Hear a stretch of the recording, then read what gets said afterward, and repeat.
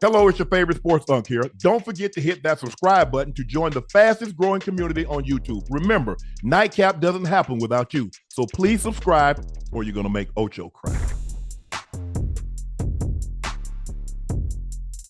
Tom Brady explained why he'll never criticize Patrick Mahomes during the broadcast.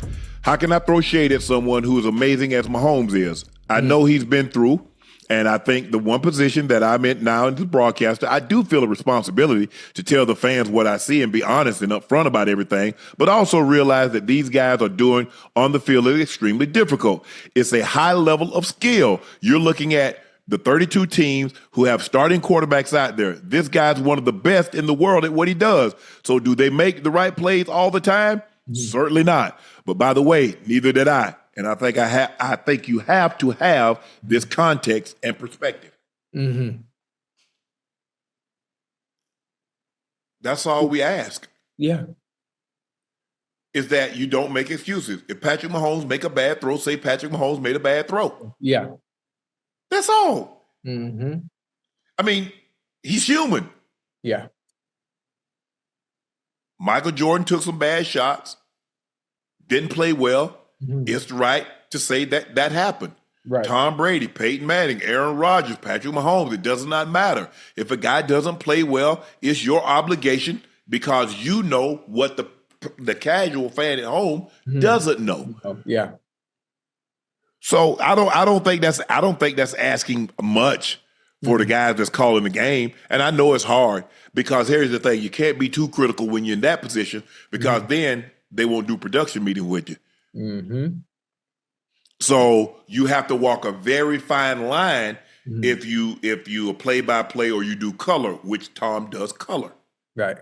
So you have to walk that like, yeah, that was a bad throw. That's not like Patrick Mahomes. Right. You got to, you know what I'm saying, Ocho, you got to couch it. Mm-hmm. Yeah. Yeah, I don't know what he saw on that one. That's not like Patrick. A guy that's played as won as many Super Bowls as he has and MVPs. That's not like him. So give the defense credit on that. You know, you got an but I'll still take a Patrick Mahomes. That's how you have to. Yeah, absolutely. Listen, it's all about wordplay and sentence structure. That's all it is. And he's not going to have to say much often because players like Patrick Mahomes, your Tom Brady's, your Peyton Mannings, they are much more consistent as opposed to being bad. That's how they get to become where they are because but see, that's the thing though, Ocho. And so because they're not criticized that much, they should be okay. Bingo. Like if you play 7 good games, you have 1 bad game, we say, well, he didn't play well today. I mean, he's played up until this point. I had him as the MVP. Right. Well, he don't play well. We ought to say that, he didn't play well today. Yeah. Right. Mm-hmm.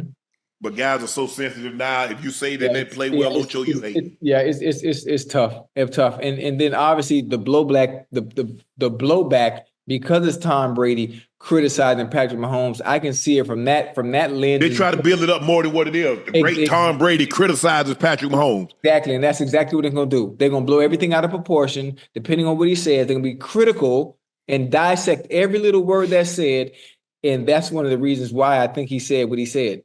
Yeah, and I think that's why, for me, Ocho, I had to be careful because every time they ask me, you think such and such should be in the Hall of Fame? Well, I ain't got to vote.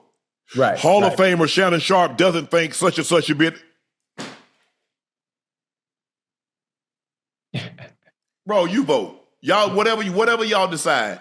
Mm-hmm. Y'all don't, I mean, there are a few guys that's in the hall that actually have votes, but for the most part, the majority of us don't have a vote. Right. So I don't. What do you think about this guy? What you mean? I didn't play against him. Right. I mean, like I said, I thought I knew what a Hall of Famer was until I saw some guys that started not getting in. It took them 1, 2, 3, 4, 5 times to get in. I was like, I have no idea what a Hall of Famer is. Mm-hmm. I don't. So I stopped trying to figure it out. Knock on wood, I was very fortunate to get in on my 3rd attempt. My brother got in this year, so we're the first 2 brothers in the Pro Football Hall of Fame. Yeah. Whatever happens after that, hey, it is what it is. I get the offer. I'm not offering no more commentary. Yeah, see, that's why I inducted myself. And so, but the thing is that I think for us, what we do. Yeah. I'm like, bro, so how can I? You out there, you stink up the joint. You run a sloppy route. You let the guy undercut it and pick it off, and I'm supposed to say what?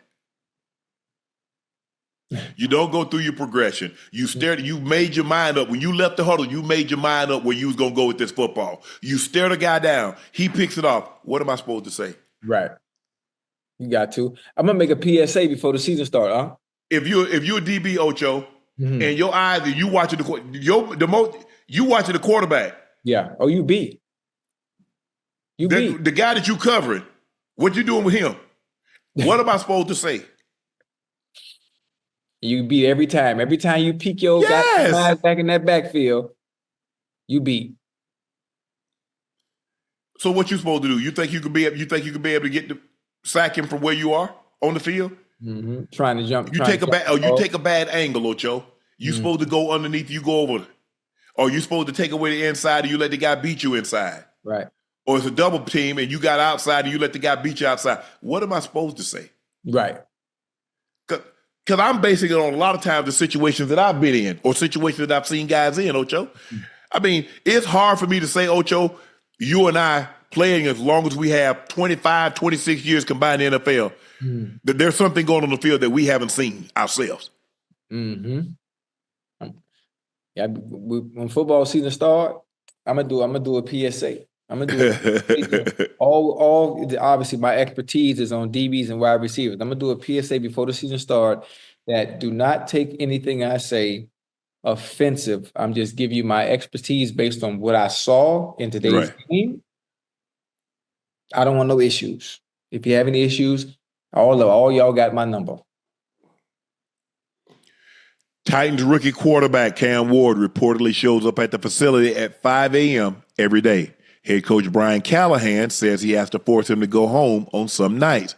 Ward said a 5 a.m. routine has always been a part of the process. It's just my process. It's how I've always been in college until now. It's how I get everything, whether it's in film, treatment-wise. I've got to get everything in to start my day and the end of my day. By whatever time, you got to get it done. I like it. I like young guys that are first in and the last to leave. Yeah, I mean, obviously you have to do that. I mean, you're the number one. Especially that position.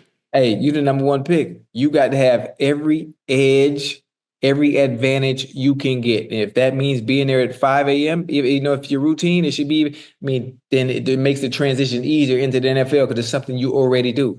But everything you need to do, you got to do it. You got to buy in. You got to be the first one there. You are the franchise quarterback now. You've been drafted number one, but leave no effing stone unturned in trying to be the best and change that franchise around. You're absolutely right. You're absolutely right. You're the first pick in the draft. You're supposed to be, at the first pick in the draft, you're supposed to be franchise altering. Yes. Hey, year one. Because you see what TJ Stroud did, you see what Jaden Daniels did. Now I don't think Cam Ward had the same type of. You don't have the supporting cast. Yeah, he didn't have the supporting cast that they do. So he's going to have to be that much better, that much sharper, that much more consistent. He does have Calvin Ridley. Yeah, you name one player. That's what I'm saying. But he has. Look what CJ Stroud had his first year. Yeah, he had Tank Dell, Nico Collins, Dalton Schultz. Yeah, now talk about look what Jaden Daniels had his first year. Yeah. Come on, it's a big difference based on you got Calvin Ridley. That's that boy. But still, you need more to make your job easier. You're right. He's gonna be all right though. He's good. He's gonna be all right. But I like that. Keep it up. Reggie Bush went off on the NFL team owners for being cheap and using turf fields despite increased risk of injury. Unfortunately, NFL owners still believe that turf is the cheapest, most cost-efficient way in the league that annualizes. What is that? Annualizes. Okay. Makes billions every year. It's not adding up to me. It's a repetitive cycle, and it's going to continue. It's unfortunate. It will continue until the players decide to stand up and say, listen, we don't want to play on turf anymore. Then the things will all players hate. No sport should ever be played on turf. 17 of the 32 teams play on artificial turf because, guess what, Ocho? What? It's easy because there are other things that they have on those football fields other than football games. Right. They Right. have monster truck pools. Mm-hmm. They have concerts. Yeah. They Understand. have a lot of other things, Ocho. And Yeah. the turf, grass is very expensive. To Very. put down new sod and to grow it in, it gets Yeah. very expensive. If Yeah. it's just a field, that the only thing, because if it's just football, I can't make my money. I need to have Beyonce in there. I need to have Taylor Swift in there. I need to have monster trucks. Yeah. I need to have other concerts. You have other I need to events have other events there to pay the bills. to Yeah. pay the bills. Mm-hmm. So look at SoFi. Olympics, opening ceremonies in 28. The World Cup, 2026. Yes, sir. Beyonce was there for like what, 3-4 days. Taylor Swift was there 3 or 4 days. Right. They have football games there. Yeah, I got to get my money. I'm sorry. Mm-hmm. Hey, I don't. Listen.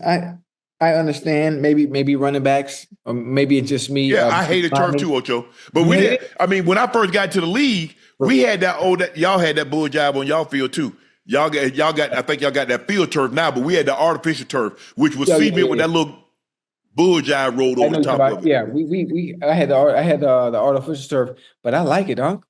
I like it because if it's Give me raining, grass. well, you heard me. If it's raining, Unc, I still know I can run full speed and I can still stop on a dime. It's gonna grab every time. It's gonna grab every time, and that made me feel comfortable as opposed to having grass and having to put them goddamn 7 studs in and hurting my damn feet. I love to say I play with tempo. I play with the speed teeny bottoms. Yeah. But it didn't matter to me, Ocho. You know why you wasn't gonna slip? Because you didn't plant.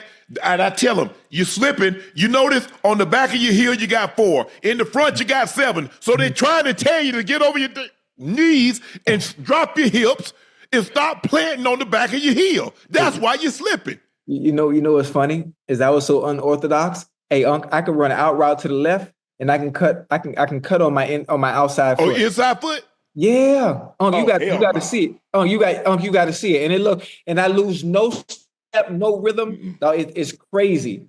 It's crazy. It's weird. Now I'd be right in the flow.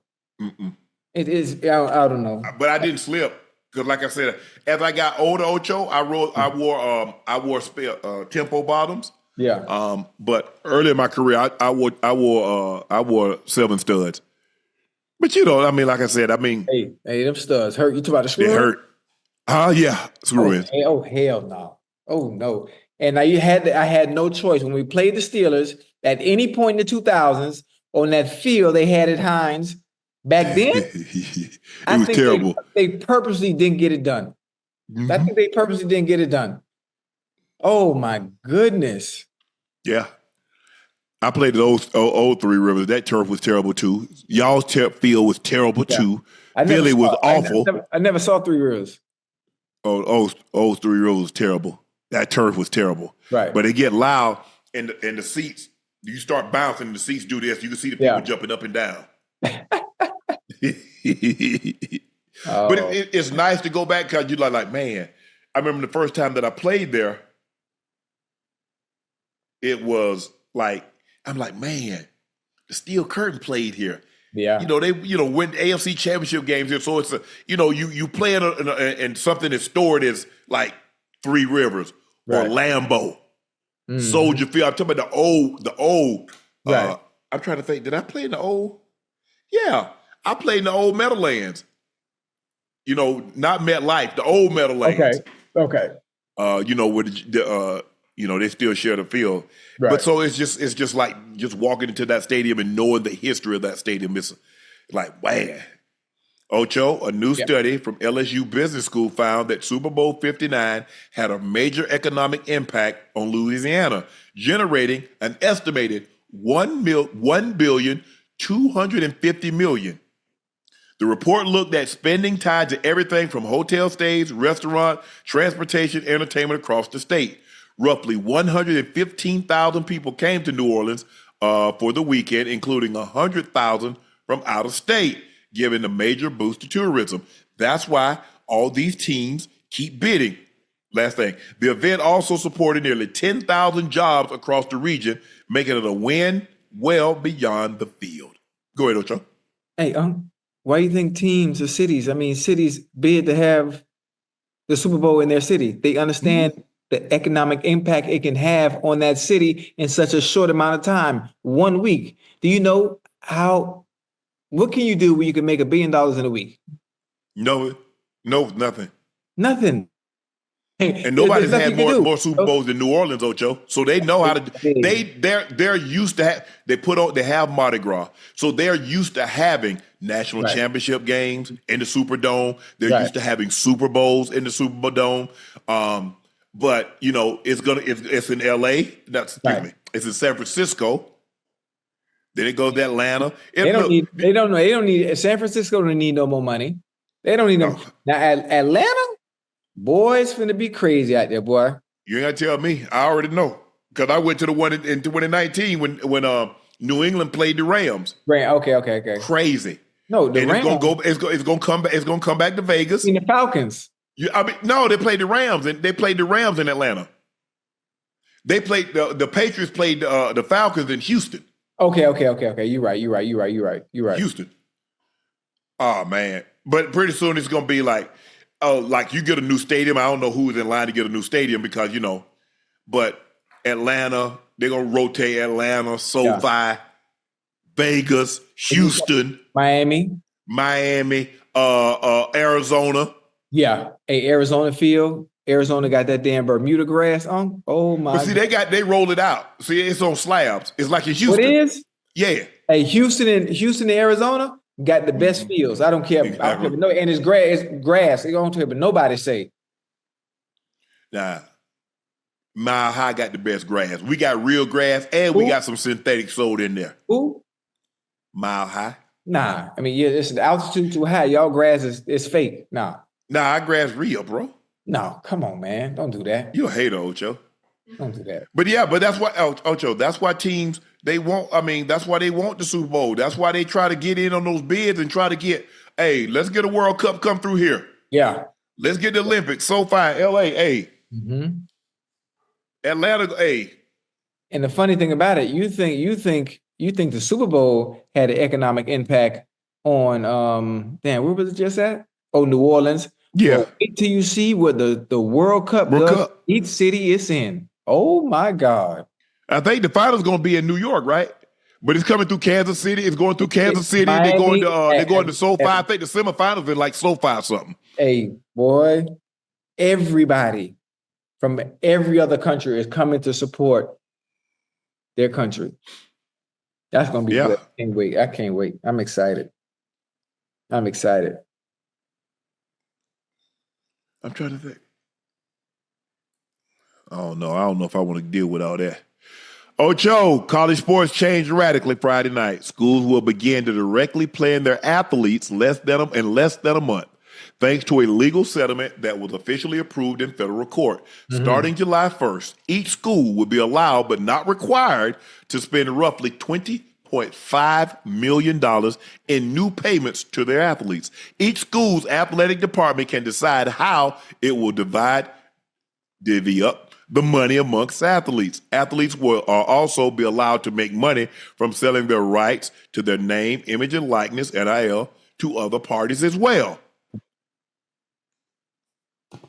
Look, it's like anything, Ocho. Yeah. Your chief generating programs, the athletes are going to make more money. Mm-hmm. That's just the way it is. So I know they're going to be softball and gymnastics. So that guy make $4 million. Bro, that's how it is. The best players on the football team, the best players on the basketball team, the best players on the basketball team, Ocho, they get paid the most. Yeah. Football and basketball, I'm trying to think, okay, like Duke. Duke is a basketball program. Yeah. North Carolina's a basketball program. But Alabama, well, you know what? If you're in the SEC, you know what the hell you go to SEC for. Football. Mm-hmm. Unless you really like that. Big Ten. Football. Oh, yeah. Ohio State, USC, UCLA, Michigan, Penn State. Those are football schools. Yeah. Alabama, Georgia, Florida, Texas, OU, Ole Miss. Those are football schools. Yeah. I like it. There have been so many gripes about, players getting money and being too young and, being able to. I just like it, because the colleges and the universities have. Oh, I ain't got no problem with it. Get that bread. Yeah, they've taken advantage of these kids' likeness for years and made billions and billions and millions of dollars off these players' jerseys. It does away with amateurism. They've been done away with that.